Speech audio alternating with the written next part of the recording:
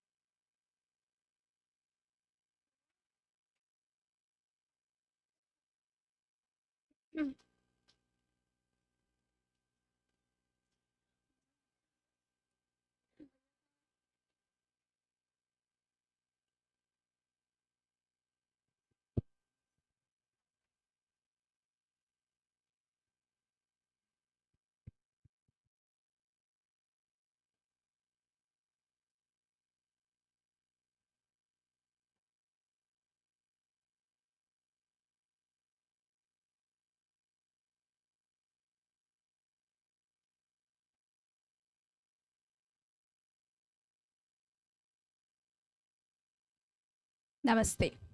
Welcome to the land of Lord Jagannath. Respected guests, distinguished scholars, and seekers of wisdom and truth.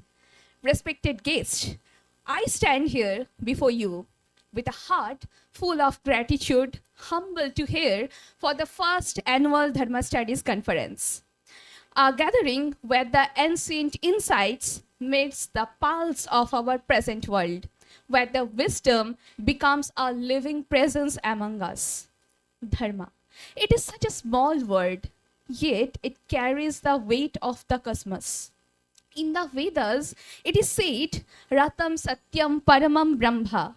Truth and order arises from the highest reality. And in the Mahabharata, a line that moves us everyone, Dharma Rakshita Rakshita. When we protect Dharma, Dharma protects us.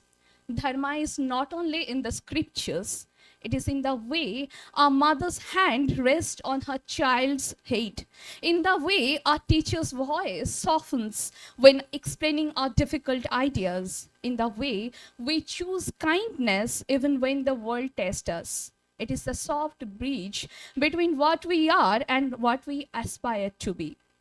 Today, when the world feels divided, hurried, and fragile, Dharma becomes even more relevant. It arrives like the quiet lamp in a storm, reminding us that gentleness is not the weakness, truth is not outdated, and compassion is not optional one. Our ancestors whispers to us through the Upanishads, Atmanam Vedi, know thyself. And Dharma is that knowing, our remembering, our return, our recognition of the sacred within us. We are beginning here not only the conference, but the beginning of the conversation across the centuries. We are placing our ears to the heartbeat of the ancient India, listening to the melodies of justice, harmony, and the sacred duty that still breathe beneath our modern anxieties. May the thoughts we share today become the offerings. May every discussion here carry the tenderness. May every tenderness carry the responsibility. May every heart that has gathered here feel a little more anchored, a little more awake, a little more whole. With deep reverence, with folded hands, and with a soul full of hope, I welcome you all. Let the noble thoughts come to us from all the directions. Thank you. First, the first annual Dharma Studies Conference is being conducted by IIT Bhubaneswar in association with Department of English, BHU, Humanities and Social Science Department, IIT Roorkee, Samaka Saraka Central Tribal University, the India Center, Flame University, and EFLU University, Hyderabad. The knowledge partners of our conference are Bhakti Vedanta Institute, Bhubaneswar, and Bhakti Vedanta Research Center, Kolkata. We now move to one of the most cherished moments of this gathering, welcoming our esteemed guests, the guiding lights, whose presence blesses this sacred confluence of Dharma. Atiti Devo Bhava. The guest is truly a manifestation of the divine. And today, as we invite our honored guests forward, We do so with humility, gratitude, and profound respect. May I first invite our conveners, Dr. Akshay Kumar Rath and Dr. Naresh Chandra Sahu, our director, Professor Shripad Kalmarkar, and our chief guest, Prabhu Gauranga Das, onto the dais.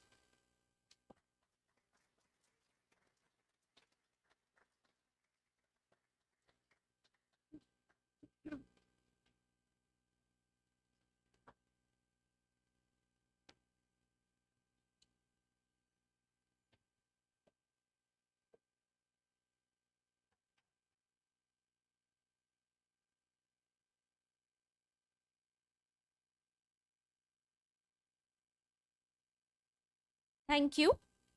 The Uttariya in our Indian tradition is not merely a drape of cloth, but a quiet gesture of honor, humility, and sacred welcome, an emblem of respect that bridges hearts across generation.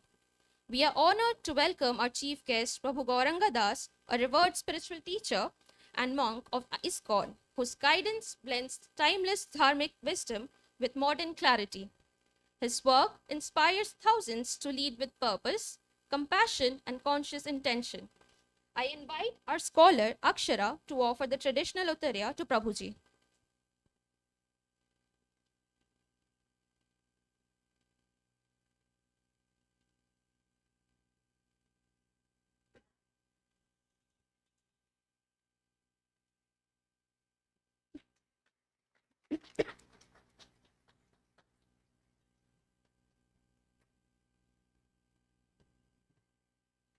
We also extend our heartful appreciation to our audience, whose presence, warmth, and attentive spirit has transformed this gathering into a shared moment of learning and light. Thank you all for your presence.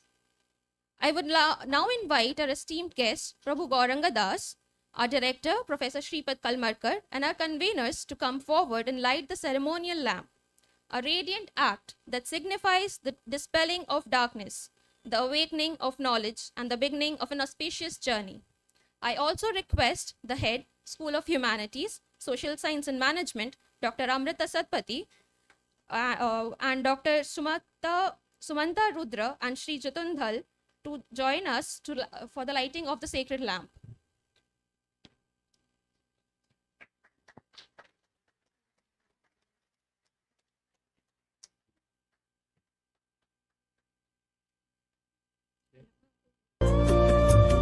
शुभं कुरुत्वं कल्याणम् आरोग्यं धनसम्पदः शुभं कुरुत्वं कल्याणम् आरोग्यं धनसम्पदः शत्रुबुद्धिविनाशाय दीपज्योतिर्नमोऽस्तु ते दीपज्योतिर्नमोऽस्तु ते दीपज्योतिर्परब्रह्म दीपज्योतिर्जनार्दनः दीपज्योतिर्परब्रह्म दीपज्योतिर्जनार्दनः दीपो हरतु मे पापम् सन्ध्यादीपनमोऽस्तु ते ओ दीपब्रह्मरूपस्त्वं ज्योतिषां प्रभुरव्ययः ओ दीपब्रह्मरूपस्त्वं ज्योतिषां प्रभुरव्ययः आरोग्यं देहि पुत्रांश्च मतिं स्वच्छां हि मे सदा रवेरस्तं समारभ्य यावत् सूर्योदयो भवेत् रवेरस्तं समारभ्य यावत् सूर्योदयो भवेत् यस्य तिष्ठ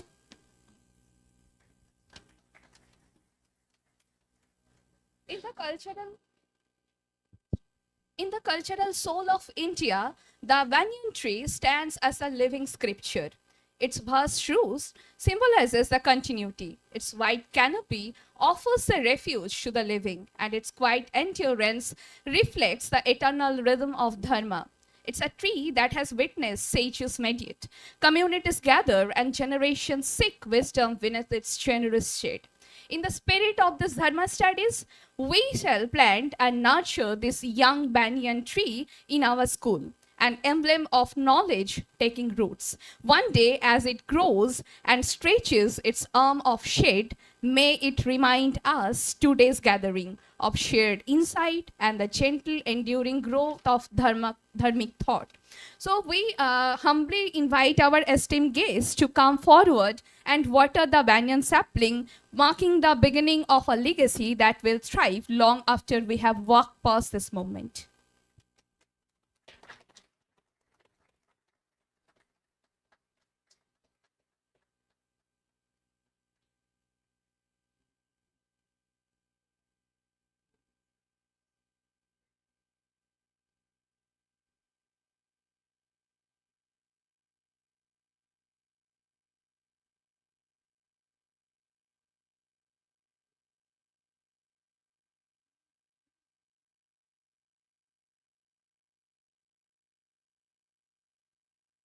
Thank you.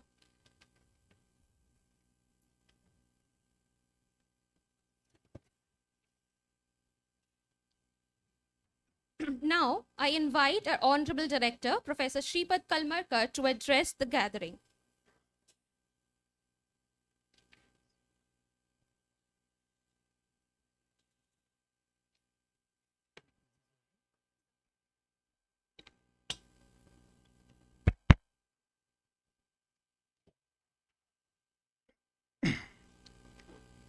Chief guest, Gauranga Das ji, and other esteemed guests who are here, my colleagues and friends. It gives me great pleasure to be a part of the inauguration of this unique conference, the first edition of which is being conducted here. And there will be other editions which will all be in IIT Bhubaneswar, or they could be elsewhere also.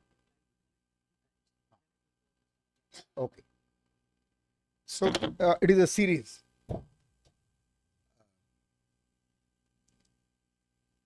So those of our guests who are here for the first time to IIT Bhubaneswar, can I get their count by raise of hands? How many here are here for the first time? Okay. So I will suggest the organizers to give them an EV ride around the campus. It is a very scenic campus where there are 50,000 planted fruit and flower trees, and the weather is very pleasant. It is good that you are holding the conference in the month of November. You know, November, December, January, February are the very pleasant months here. And this campus also is a historic site. The hill that you see here, Barunai Hill, this particular location was the site of the rebellion against British 40 years before 1957. 1857, I'm sorry. 40 years before 1857, that is 1817. If you Google, you will find more details of this. The word dharma is a profound concept. You know, each language grows in a certain context.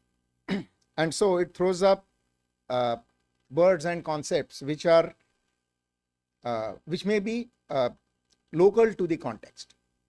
However, because of our past, where we have chosen English to be the language so far, there is increasing I should say interest, and also a sort of persuasion to use Indian languages more and more in technical as well as other education. But then because of the use of a language that is not local to us, which has grown elsewhere, some of the non-translatables from Indian languages are being mistakenly understood. And I think dharma is one such profound word, which is many times loosely translated as religion, but which is not true, as all of us know.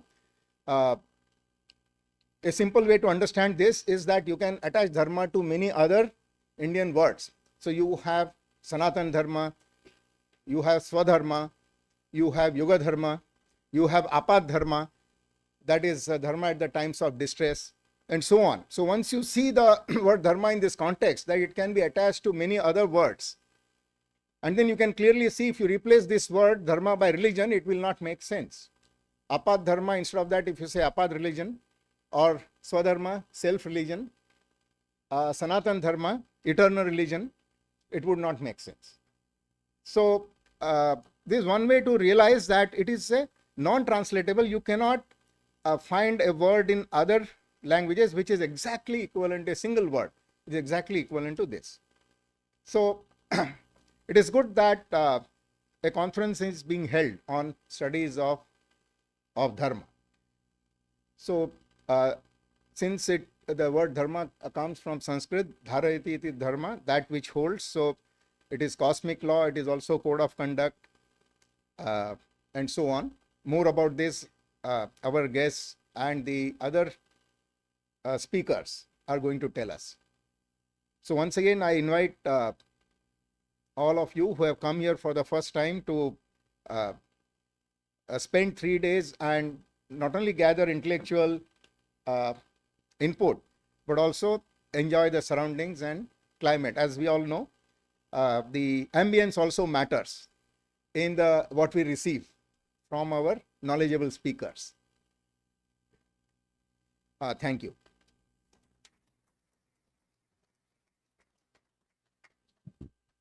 Thank you, sir, for your encouraging words.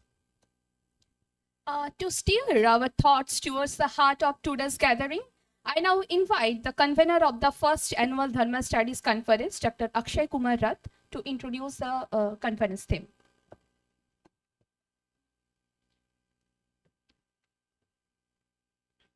Hari Om, esteemed guests, Prabhu Kuranga Das ji, Director, IIT Bhubaneswar, Professor Karmalkar ji, scholars, dear delegates, my teachers. Today, I offer my humble pranam and extend a warm welcome to you to the first annual Dharma Studies Conference. Right now, it's being held at IIT Bhubaneswar. The next ones may shift elsewhere. Our partner institutes are also interested to take it to their venue. I offer my humble pranam, and today we gather under the shelter of canopy of knowledge. We invoke a word that is ancient, and that is Dharma. Ladies and gentlemen, what is Dharma? Dharma is not merely a doctrine, nor a rule book, nor a religious obligation. Dharma is which upholds, that which gives inner alignment, that which sustains the delicate balance between being and becoming. But today, let us ask a couple of questions and, as serious seekers of Dharma, ask what is our aspiration? What brings us together? Curiosity, responsibility, aspiration. Why do we seek to understand and study Dharma anew in a century shaped by science and technology? Dharma, like bhakti, is within. How many of us have reflected on the Dharma that we carry within, silently shaping our own choices every day, every moment? What is Dharma of a society that hopes to be just, compassionate, and sustainable?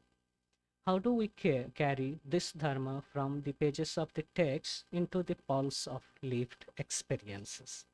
These questions are not rhetorical, they are invitations, gentle mirrors held before the mind. Personal Dharma is the inner compass that aligns one's abilities, duties, and moral clarity. It guides how we act, how we respond to the world, how we evolve. But societal Dharma, the Samaja Dharma, is equally vital.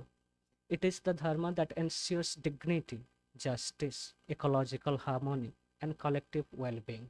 Societal Dharma then matters because no individual's integrity can flourish in a fractured social order. Dharma is both personal flame and shared fire. So, why the IIT? Why IIT Bhubaneswar? Our temples of science, innovation, and inquiry are crucial spaces for Dharma studies. So, Dharma is about sustaining life, knowledge, and balance. So, how can then institutions that shape future technology, ethics, environment, and society remain distant from this particular discourse? Here, where young minds learn to build the world of tomorrow. It is essential that they also learn how to hold the world with responsibility. It is with this vision that we aspire humbly and firmly to establish Dharma studies as an academic discipline, a space where ancient insight meets contemporary challenges, where philosophical reflections meet scientific inquiry. Our conference seeks to nurture these dialogues on ethics, sustainability, justice, and well being. Today, Dharma often suffers from oversimplification. Some reduce it to rituals, some mistake it for rigid moral obligation, some confine it to religious identity. And even in academia, research sometimes abstracts Dharma into theory, losing its pulse, its lived vibrancy. So Dharma is moreover larger than these frames. Dharma moves, breathes, adapts. Dharma is not a closed room, it's also a threshold, opening us to multiple ways of understanding life and responsibility. So let us move beyond these inherited definitions. Let us reclaim Dharma as a profound science of living, ethical, ecological, and existential. Let us reimagine Dharma not as something to be preserved in glass, but something to be practiced, questioned, rethought, and lived. As convener, I stand before this constellation of brilliant minds. I feel humbled and hopeful. May the discussion here become seeds of new scholarship, new collaborations, new possibilities. May we all carry from this hall not just insights, but inner clarity, a renewed sense of our Dharma as individuals and as a society. I welcome you with folded hands to this journey of reflection, dialogue, dharmic renewal. Let noble thoughts come to us from all directions. Thank you.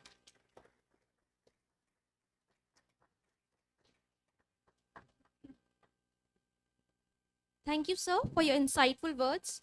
With humility and respect, may we now request our chief guest, Prabhu Gauranga Das, to address the gathering and illuminate this occasion with his wisdom.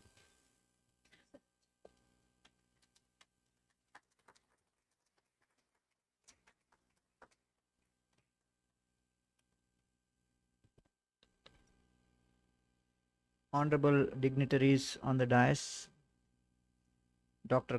Karmalkarji, the director of IIT Bhubaneswar, Dr. Sahu, Dr. Rath, all the other distinguished academics, devotees from ISKCON, all the others, students, staff who are present here.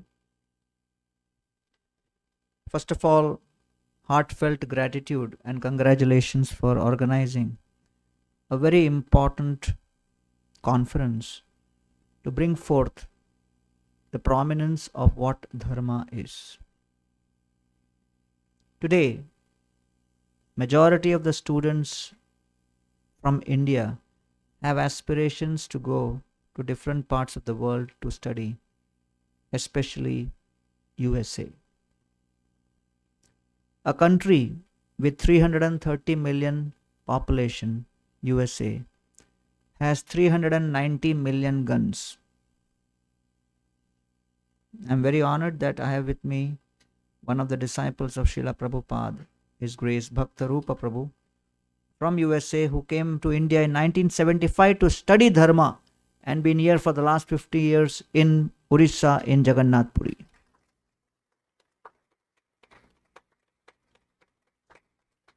I also have with me His Grace Madhavanand Prabhu, also from America, from USA, who got attracted to the land of Jagannath way back in the 80s and been here in Jagannath Puri for the last 40 years. And they are running what is known as Gaudiya Oriya Research Academy, understanding that there are some hidden gems within Bharat, within the Gaudiya tradition, within the Orissa culture. And therefore, I'm glad that Bhubaneswar has been chosen as a place for this conference. Maybe I'll just take your...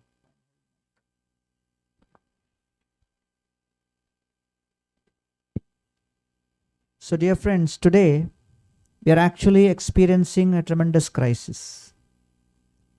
8 million of the world's population are addicted to tobacco. 3 million of the world's population is addicted to alcohol. 35 million experience problems because of addiction to drugs. The social media crisis is hitting people in such a big way that 210 million people across the world are social media addicts, 70 million in India alone. 9 in 100,000, they are committing suicide because of sense of hopelessness. And the overall mental health crisis is causing the global economy $1 trillion every single year. Therefore, it is very important to understand that we are living in a society which is struggling to have its own members control their own habits, their own thoughts, their own lives. And hence, it's a very important point in history where the Dharma conference is being held. Because as Honorable Director Sir and Akshayji both said, Dharma is a very holistic understanding of the sense of duty and of different types of duties to understand how we should respond accordingly. And as I just described about my friends who have come from America searching for deeper knowledge in Bharat, today, across the world, tourism is a very big sector. But India, with a population of 1.4 billion, has only 11 million tourists entering. Just one city, Paris, gets 25 million tourists. Small country, Greece, has only 10 million population, gets 33 million tourists. There is a sun temple in Peru, South America, which gets 2.5 million tourists per annum, and our Konark gets only 9,000 tourists. Which means that there are lots of stories to share, lots of knowledge to exchange within Bharat. Currently at only 1.5% of the GDP, tourism sector has a capacity to grow to 13%. And therefore this Dharma conference has multifaceted ramifications. When people try to understand how they can connect and integrate their life with Dharma, they will create a blueprint and a showcase and a model for the whole world on how to control oneself, how to have harmony of the self with the divine, how to have harmony with nature, and how to have harmony with community. And therefore, when there is spirituality, sustainability, and social impact, this S3 impact will actually create the full-fledged solution to the 17 UN SDGs which the UN has been trying to accomplish by 2030. I'm sure that as a result of the 3 days of this conference, the outcomes will be of great interest for scholars and academics across the world, including policymakers, so that you can actually have a very different out-of-the-box narrative on how to approach the very complex problems the world is facing today. So today, December the 5th, is just 4 days after what we call as Gita Jayanti, which is on the Mokshada Ekadashi, which happened to be this year on December 1st. So I will approach my next 30 minutes of the time I have to try to explain Dharma from the principles of Bhagavad Gita. Because, our Vedic literatures are vast. It's like an ocean. And Krishna describes in the Bhagavad Gita itself, Yadate moha kalilam buddhir vyadita drishyati tadagantasi nirvedam shrotavyasya shrutasya cha. That the entire Vedic literatures sometimes can be like a huge forest, and to search for the right herb becomes difficult. And therefore, today we are in a day and age where people are used to Instagram. The message needs to be given in 30 seconds, 40 seconds. So since all of you have invested valuable time to come here, we will try to unpack the entire message of the Gita in 30 minutes. and take you through the 18 chapters of the Gita in brief.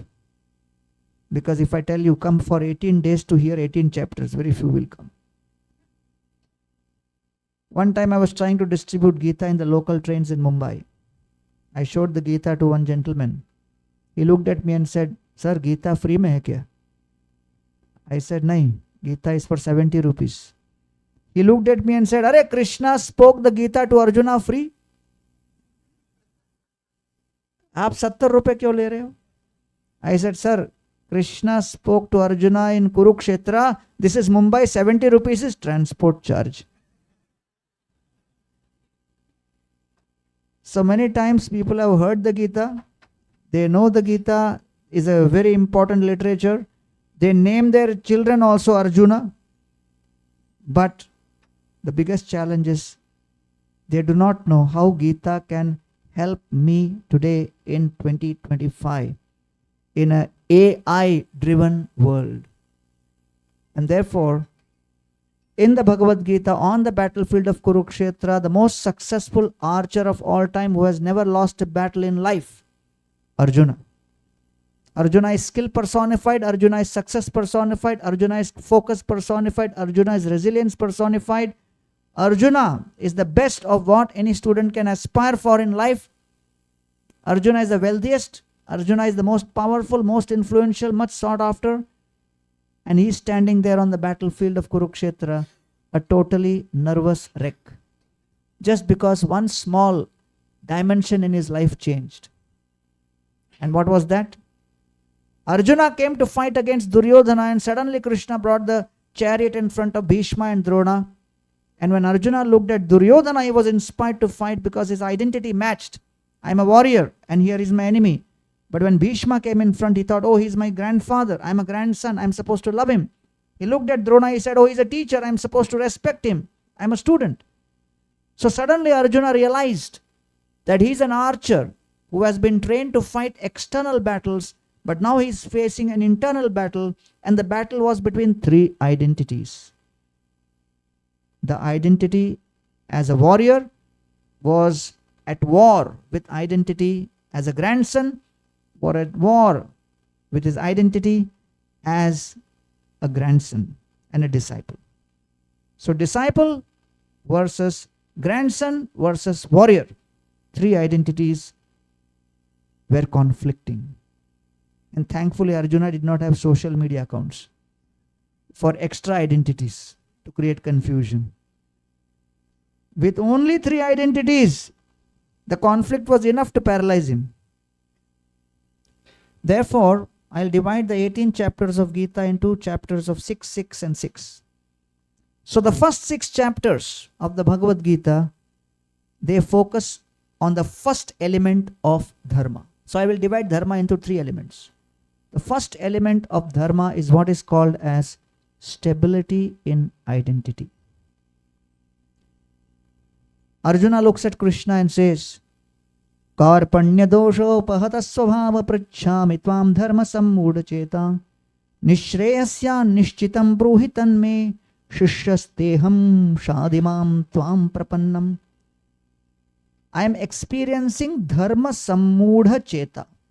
Means multiple things which can be done, but I don't know which one to choose. That's called conflict in choice making. So therefore, many people think Gita is a book of commandments, but Gita is actually a book of choices. And that's what, as our Honorable Director mentioned, Dharma is a very, very complex terminology. What duty to do at one particular point of time. So the first topic which the Gita is taking up is stability in identity. Right from the first to the 6th chapter, that's the topic. And therefore, many of you are currently leaders, many of you will become leaders, many of you have entered IIT to become leaders who will move the world through your choices and decisions. And therefore, leadership is a discipline. Leadership is a discipline which brings out the best within yourself, Leadership is a discipline which brings out the best within yourself. It brings out the best within others around you in all situations. So these are the three elements of leadership. It is an art, it's a science, it is a discipline to bring out the best within yourself, to bring out the best within others in all situations. So that all situations is what Arjuna is going through. That he is faced with a situation where as a warrior he is supposed to kill his grandfather. He is supposed to kill his own teacher. And therefore, we will see from the first chapter of the Bhagavad Gita what the world teaches, what the Gita teaches, what the mind teaches, and what should be our application. So these are the 4 parameters in which I will take each chapter. Because the world will give some objection, and how the Gita responds to that and answers that objection. If that is satisfying, then sometimes from within your own mind some doubts come. So, doubts created by the world and doubts created from within. These are the 2 doubts which prevent us from having the full conviction in applying something in life. Because that's the difference between jnana and vijnana. Jnanam teham savijnanam idam bhaksham asheshata yajjatva neha bhojonyat jnatavyam avashishyate. Knowledge is to know, but vijnana is the experience after having applied. And that's the difference. So therefore, in the first chapter, okay, the world says, leave the problem. Forget about the problem. But the Gita says, learn from the problem. The mind says, I don't have time. But the Gita says, how to become determined so that you can deal with the problem effectively and resolve it. And therefore, the first chapter of Bhagavad Gita is called Observing the Armies on the Battlefield, which is extremely important. So Arjuna is giving various reasons why he cannot fight. Because the duty in front of him, the dharma, is very strong. He has to kill all his own relatives. And Arjuna is saying, calling Krishna, what? He is saying, Keshi Nishodana, Keshava, which means, Krishna, you were only killing demons. Now you want me to kill my own grandfather? That is not good. So when we are faced with problem, and when our authorities or our institution or our organization, our duties call for something which is very tough, we get into the comparison mode. He doesn't have to do that. Why I have to do? And therefore the 3 cancers of the mind is comparing, complaining, and criticizing. There was some speaker who was teaching people how to become effective public speaker. He said, you just attend my one seminar, you will become expert speaker. 500 people registered.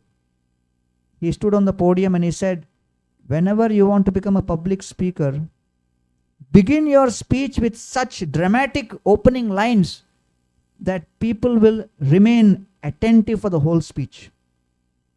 And then he said, let me give an example of what is a dramatic opening. And he said, the best years of my life were spent in the arms of a woman who was not my wife. Everybody got bewildered. What is he saying? And then he said, that woman was my mother.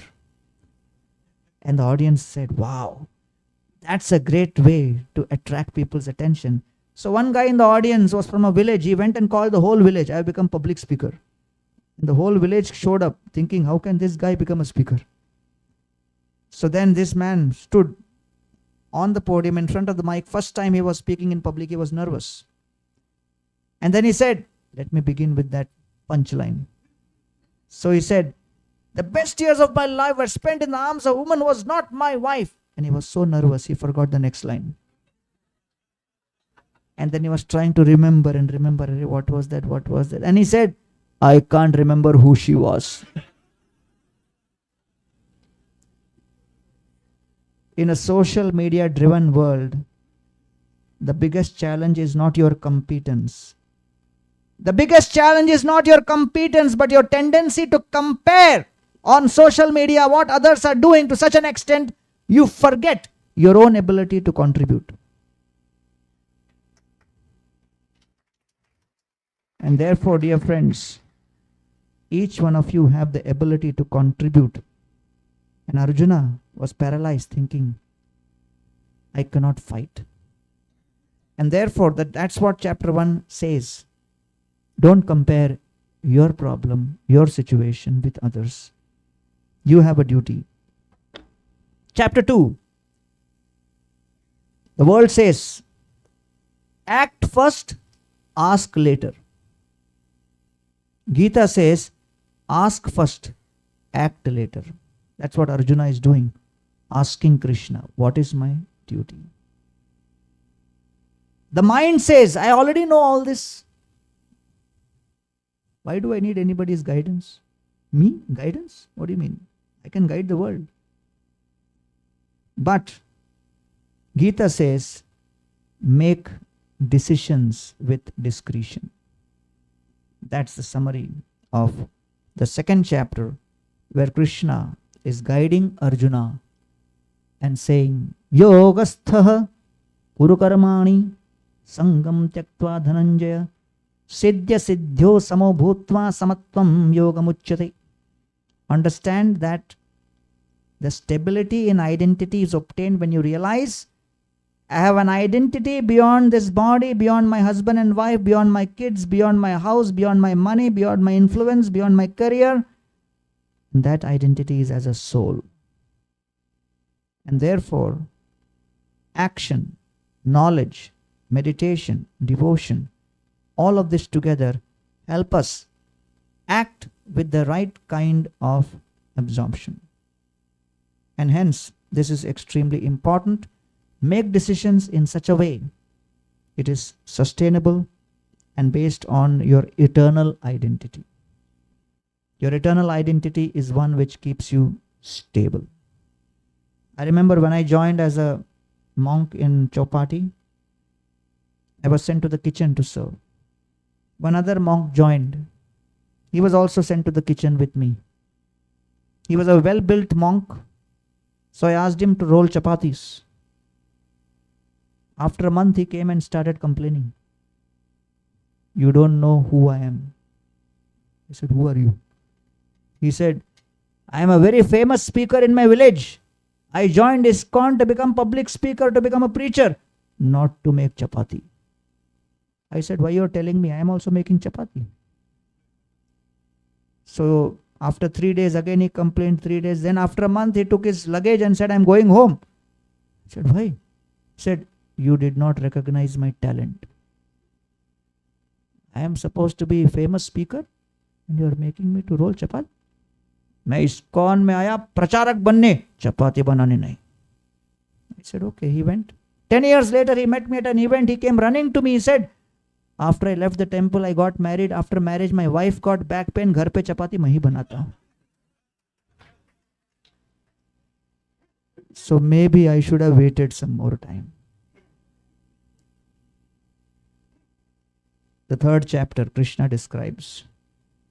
Spiritualists don't own, is what the world may say. But actually the Gita says spiritualists are not owners.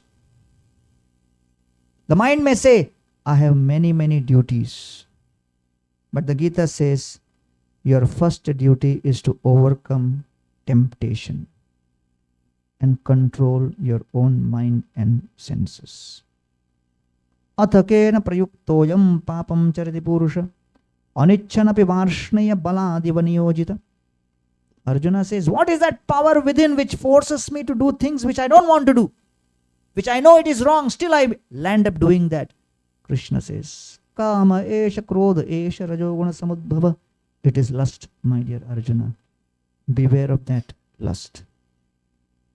And therefore, Krishna explains to Arjuna, you can only control this when you are in your stable identity as a soul, knowing that I am not the controller. I am not the enjoyer. Chapter 4. The world says, you will know everything through study. Just study, study, study. Get knowledge, information. You'll know. The Gita says in the 4th chapter, you will know through sincerity. Tadvidhi pranipatena pariprashnena sevaya, through sincere inquiry. Your mind may say, but I am not intelligent enough. But the Gita consoles you. Find your purpose. Once you have your purpose, then you will automatically have the right principles. Then you will get the perseverance to ultimately achieve that purpose. And therefore, a very important narrative change which has to happen in our education system is to help our students, not bombard them with information, but help them find purpose. They are intelligent enough to find the path to reach that purpose. And that is what perfection is all about. And that's such an important principle. One of my friends went to a conference. Somebody gave him a business card. Name was written. Below that was written educational qualification, PhD, BF. He said, PhD, I know. What is BF? He said, PhD but fail. He said, what kind of... My father forced me to be PhD. Why? 2 of my cousins were PhD. But when I entered, I realized I am not capable. So after 2 years, I dropped out. There was still pressure. You should attend conference, this, that, everything. So I printed a card which was honest. PhD, BF, but fail. But you know what? Most people think this BF is a degree beyond PhD. You are the first person who's asking so many details. How many of us know people in the education system who are trapped because they are doing it not because they are inspired, but because circumstances are forcing them? And therefore we should realize that the whole education comes from the Latin word educare, which means to bring out that which is within. And that's why I congratulate the organizers for this Dharma conference, which is going to help people understand their real Dharma. Excellent. The 5th chapter, Gita says, in the 5th chapter, if you look at it, okay, the biggest narrative in the world is be the best. Be the best. You must have heard it all the time. Be the best. But the Gita says, try your best. We only have control to try your best. Jatayu. Did he win or did he lose? He fought against Ravana. He was killed by Ravana. But he is glorified. Why? He tried his best. And therefore Lord Ram, when he is offering the last rites of Jatayu, he says, Rajyam bhrashto vane vaso sita nashto hato dvija idrushiyam mama alakshmir nirdahet api pavakam. Just see what kind of misfortune I am going through. I have lost my kingdom. I have come to the forest. I have lost Sita. I have lost my best friend Jatayu. The kind of misfortune I am going through is so hot that this heat and fire of my misfortune can burn fire itself. So therefore, Lord Ram is saying, I am Lord Ram. But still, the way of this world is, do not expect a rosy path. There will be lots of challenges. And therefore, we have to only try our best. The mind will say, I prefer to practically help the world. But the Gita says, try to become successful in trying to serve and trying to help in the best possible way. The 6th chapter, the world says, train your body. So many gyms and this and that and everything is, people feel that's the best thing to do. But the Gita is saying, not just train your body, but train your mind. And therefore, in the 6th chapter, Krishna describes Jitatmana prashantasya paramatma samahita. One who has controlled the mind, the divine is already attained. And therefore, 4 things you must do to balance your life as per the 6th chapter. Yuktaharasya, you control your eating, diet. Yukta vihara, control your recreation. Yukta cheshtasya, control your work.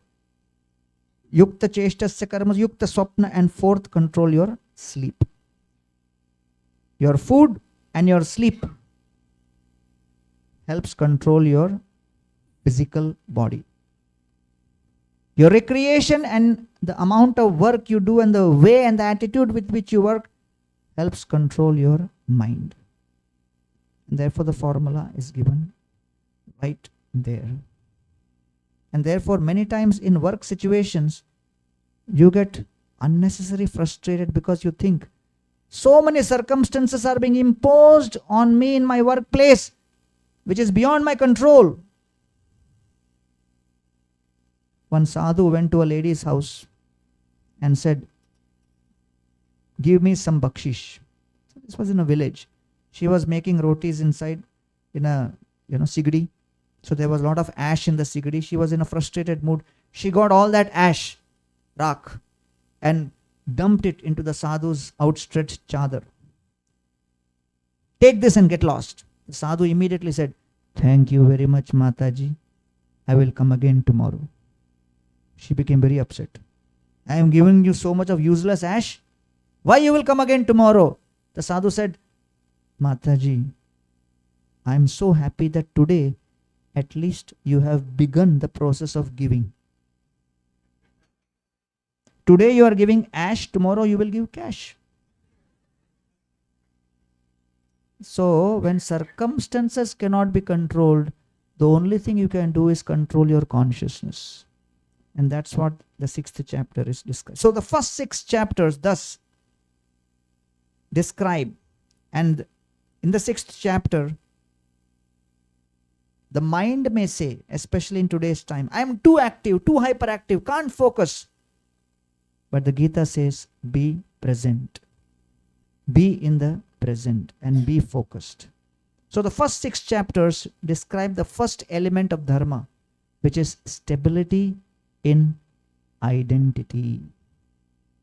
Then from the 7th chapter, Krishna begins, Maya saktamana partha yogam junjan madashraya asamshrayam samagram mam yatha gyasati tachrunu.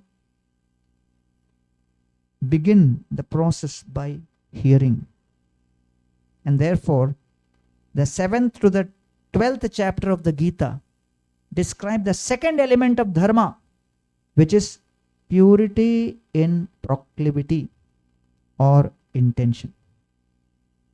So the first thing was stability in identity. So identity is the first part. Then comes intention. So the second element of Dharma is, first is identity, second is intention. So the intention is at 4 levels. Lowest is fear, tamogun. Next is rajogun, desire. Next is sattvagun, duty. Mujhe karna hi hai. Child is crying at the middle of the night. The mother doesn't say, I am not in night shift. She will do as a sense of duty. And then love, which goes beyond that. Scarcity, impediment, discomfort, unhappiness. Every situation there are these challenges, but still the relationship continues. That's called love. Pragada premer ei swabhava achar nijadukka bignadir no kore bichar. And therefore, when in a relationship there is scarcity, impediment, discomfort, unhappiness, still the relationship continues. That is called love. And so Krishna is taking Arjuna through the whole ladders and the steps of intention and saying, love is the highest. And that's what I want you to work with. Therefore, chapter 7, the world may say that seeing is believing. What you see is what you believe. But the Gita in the 7th chapter says, hearing to see. If you want to see, first hear. That is the first shloka. The world may, your mind may say, I trust science. I trust facts, not spirituality. I do not trust spirituality. I do not trust faith. So the Gita says, avoid mistakes by seeing every aspect of this world as a reflection of the divine. Rasoham apsu kaunteya prabhasi suryoyoho. Krishna says, you drink water. It's a reflection of energy. So understand that energies are there. There must be energetic. 8th chapter. The world says, live before you die. Gita says, die before you die. Which means, control your desires, control your temptations, control all of your erratic behaviors, preparing for death. The mind says, I will do it in the future. But the Gita says, you have to face death. Death is the examination, life is the preparation. And therefore, considering that, start purifying the intentions right away, which is very important. Next, chapter 9. The world says, ask God for what you want. But the Gita says, give God what he wants. Patram pushpam phalam toyam yomi bhaktya prayachati. Offer with love and devotion. Mind says, I don't follow organized religion. The Gita says, the purpose of life is to find love. Whatever helps you find that love. So Krishna says, man mana bhava mad bhakto madhyaji mam namaskuru. Offer your mind, your homage, whatever you are eating, yat karoshi yad asnasi yad juhosi, unto me. So it's an expression of gratitude, not a matter of institution or religion. Today, the world is going through a major crisis in families. Families are breaking apart. I was giving a lecture in a university outside of India. I was talking to a Western boy. He came up to me and started speaking in Hindi. I said, you are looking Western, not Indian. How you are speaking Hindi? He said, when I was, 2 years old, my father divorced. And I grew up in a multimillionaire family. I asked my father when I was 17 years old, please tell me, how can I experience family life? Because you have given me everything which money can buy. But how can I experience the warmth and the comfort of being in a family? His father said, I'm too old for that. But if you want, maybe go to India and experience what is family. Today, Luxembourg as a country has 88% divorce rate. Spain has 65% divorce rate. France has 55% divorce rate. Russia has 51% divorce rate. America has 46% divorce rate. The global divorce rate is 44%. India still has the lowest divorce rate at 1% only. So his father said, go to India. Now you may wonder why Brahmachari has so many statistics on divorce. Because it is the family is the most important unit and institution. But we are not focused on that. Goldman Sachs came with a report that between 2015 to 2025, what will be the infrastructure investment required in Bharat? And that came out to be $1.4 trillion. From where that money will come? $800 billion would come from family savings. So the biggest contributor to the economy is not the stock market, not the corporate, but the humble housewife in Bharat. Give a big hand for that.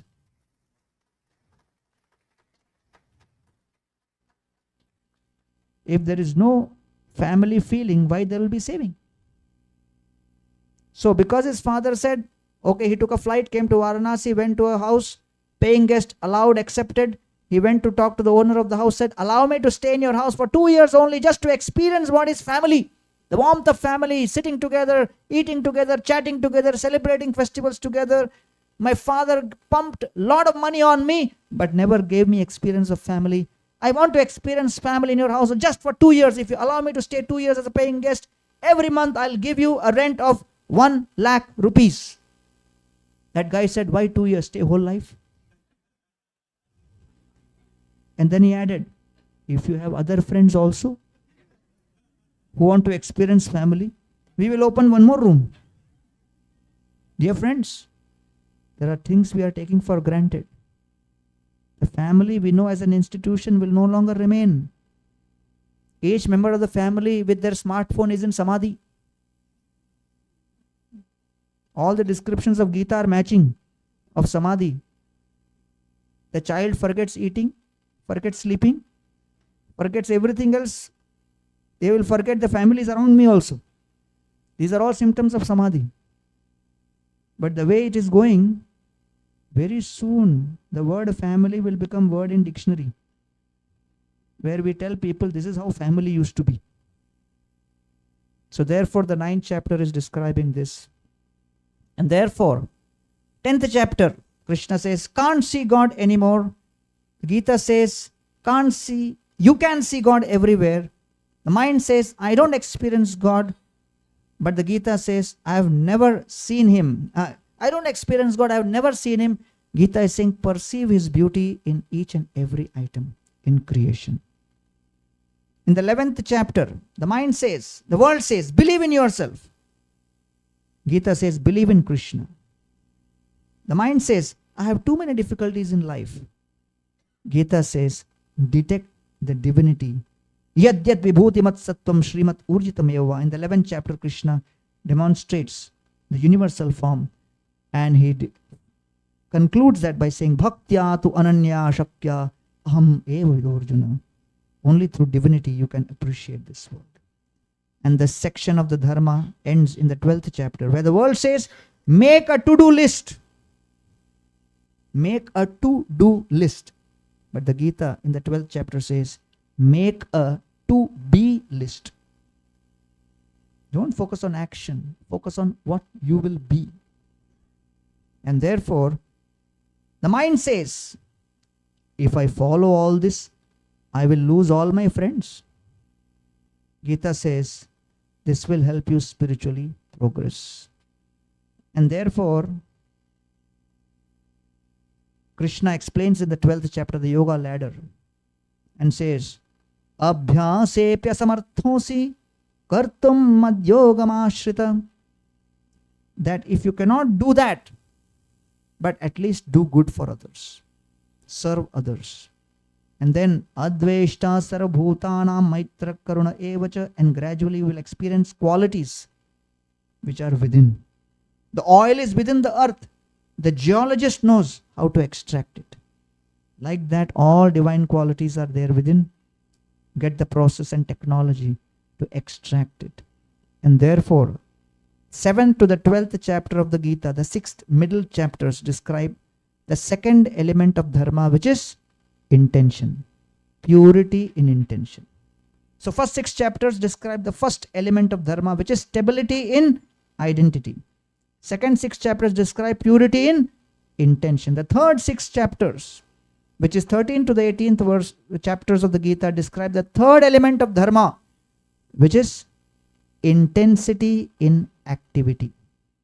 Because whenever you do an activity, whenever you start an activity, however much sanctioned it may be, there will be pushback, there will be obstacles, there will be difficulties, there will be challenges. And you feel, arey, should I even do it or not? And you become morose. Therefore, the 13th chapter of Gita says, learn the art of overcoming obstacles with intensity. And when that intensity comes, then there is purpose. A lady was a chain smoker. She could not give up smoking. She became pregnant. The doctor said, if you smoke in pregnancy, your child will get cancer. She quit smoking in 5 seconds. From where that strength came? Purpose. As soon as she gave birth to the child, again she started smoking. And she tried her best to give up. Purpose was gone. So therefore, intensity. Okay. World says God is far, seated in heaven. 13th chapter, Krishna says, God is near, seated within. Upadrishta, Anumanta, Bharta, Bhokta, Maheshwara. Then mind says, I am already happy. Why do I need to do anything? But the Gita says, find real freedom. And the real freedom is how the soul experiences its true connection. So today, we are sitting in a situation 8.7 million people are dying prematurely because of air pollution. 2.3 billion people are water distressed. 2 billion tons of plastic waste. 2 billion tons of solid waste is being produced. 300 million tons of plastic waste is being produced. The environment is under severe assault.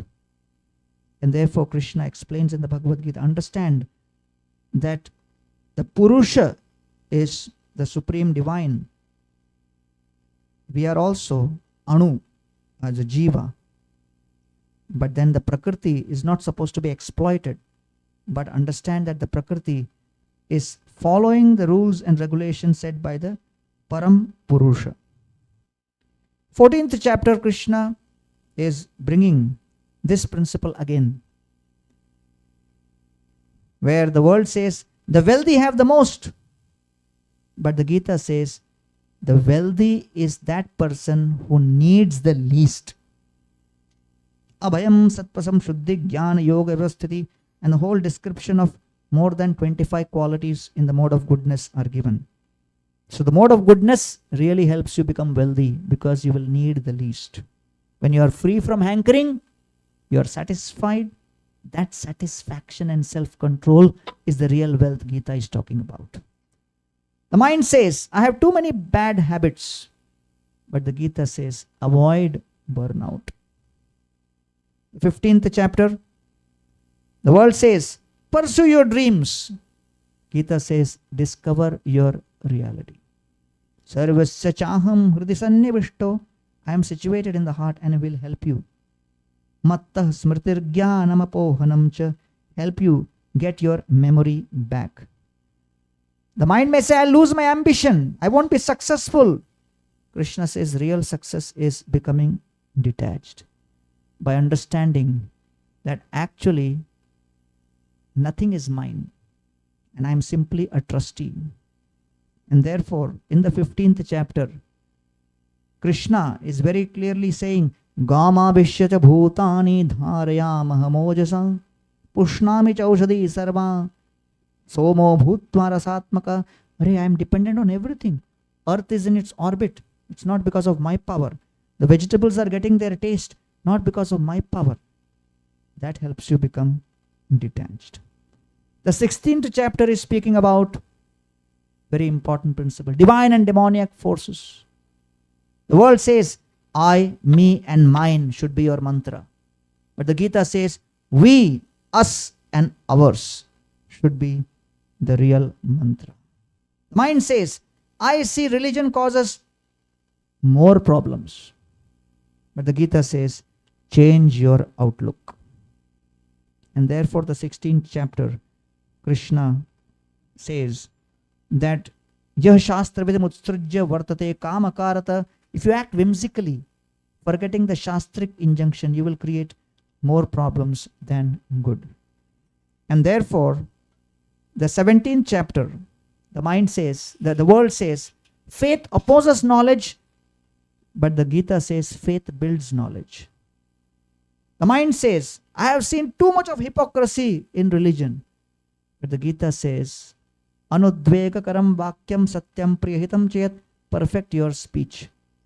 That's more important because half of the agitation is caused because of improper speech, uncontrolled speech. In the last 18th chapter, the world says, try to be happy. The Gita says, no, try to serve. The mind says, I don't want to be forced. The Gita says, actually, try to conquer your fear. And therefore, many times you face obstacles, problems, challenges in your family, in your job, in your profession, in your business. But that is where you have to bring in the third element of Dharma, intensity in your activity. I was traveling with two friends from America to IIT Kharagpur for an event.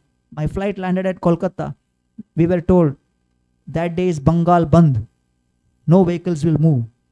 So when I came out, we were welcomed with garlands. So I told my organizers, program must be cancelled, right? Because vehicle cannot travel Bengal Bandh. They said, program is on. I said, Arey, 3 hours we have to drive. How will go Bengal Bandh? They said, we have come to pick you up in ambulance. That's called out of box thinking. So I started entering into the ambulance. My 2 American friends asked me, why are we entering ambulance? I said, good question. Answer will take half an hour. Because first I have to explain what is bandh. So therefore, better you sit in the back. I will sit in front. I will manage this. So we started moving. Somebody stopped us and they said, we want to check who is behind. I said, go and check. So my 2 American friends, after taking breakfast with garlands around their neck, were sleeping peacefully. These guys looked inside and said, Inki Atma ko Shanti mile. And within 3 hours we reached. So Krishna is telling Arjuna, majority of the problems you are perceiving in your mind. And therefore, intensity in activity means don't just sit and keep on analyzing and go through paralysis by analysis. Just start. Act. Right? A moving ant creates more contribution than a dozing bull. So therefore, you have to start the activity. And therefore, the Gita concludes by telling Arjuna, Sarvadharman parityajya mamekam sharanam braja aham tvam sarvapebhyo mokshayishyami ma shucha. Arjuna, you do your dharma. What is that? Act. Then I will do my dharma to make sure whatever remains to be done will be protected.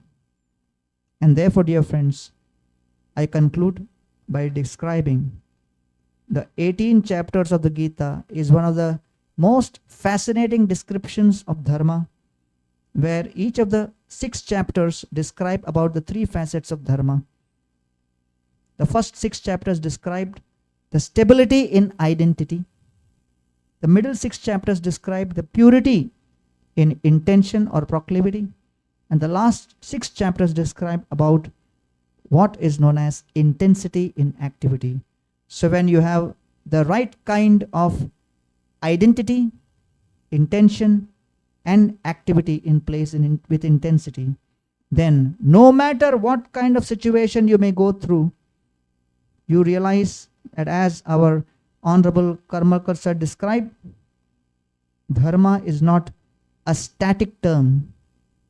It is something which is very flexible. And when you learn the ability to make the right choices and choose the right decisions with the right identity, with the right intention, with the right activity, dharma no longer remains static, it becomes ecstatic. Thank you very much.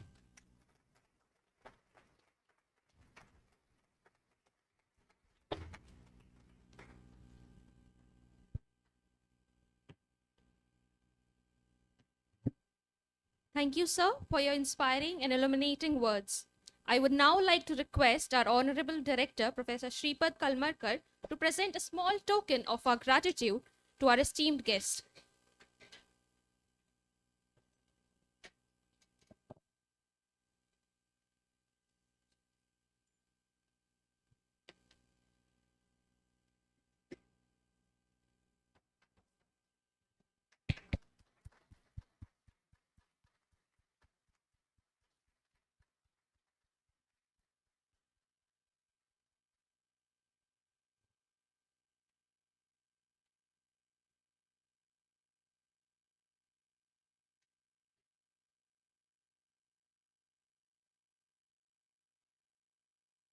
And finally, to bring this session to a graceful closing, I invite our convener, Dr. Naresh Chandra Sahu, to deliver the vote of thanks.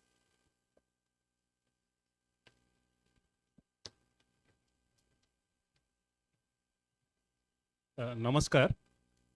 Respected dignitaries, esteemed scholars, dear friends. As we conclude this inaugural ceremony, I extend my heartfelt gratitude to each one of you for making this a historic beginning truly meaningful and great. We are grateful to our chief guest Prabhu Gaurang Das ji for coming here physically and addressing our audience. We shall cherish this moment forever in our institute and beyond. My sincere thanks to all our invitees for gracing us with your presence, and to our mentors and teachers, especially Professor Vinayak Rath and Professor Hosang Merchant, for their guidance and blessings. Your support has been our anchor, sir. We gratefully acknowledge Indian Council of Philosophical Research, ICPR, and ICCR, that is Indian Council of Social Science Research, promising us with a grant, and our partner institutions like BHU, IIT Roorkee, SOMCA, Sarka, Central Tribal University, Telangana, IFU, Hyderabad, Flame University, Pune, Bhaktivedanta Institute, Bhubaneswar, and Bhaktivedanta Research Center, Kolkata, for their collaboration and goodwill. We are truly honored to institute 2 jury awards this year. A.C. Bhaktivedanta Swami Prabhupada Award, instituted by BRC, and another award, that is OAB's Merchant Best Essay Prize, instituted by Professor Hosang Merchant. Thank you, sir, for your help and cooperation. And and to all the participants, your presence has turned this gathering into a vibrant space of Dharma and dialogue. As the Rig Veda reminds us, let noble thoughts come to us from all directions, and which is very much evident after Swamiji's address. So may this conference be the beginning of many such noble journeys.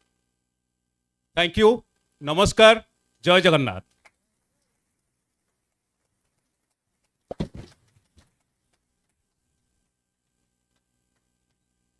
I would like to request all our guests and the audience participants to gather for a photograph outside. Thank you.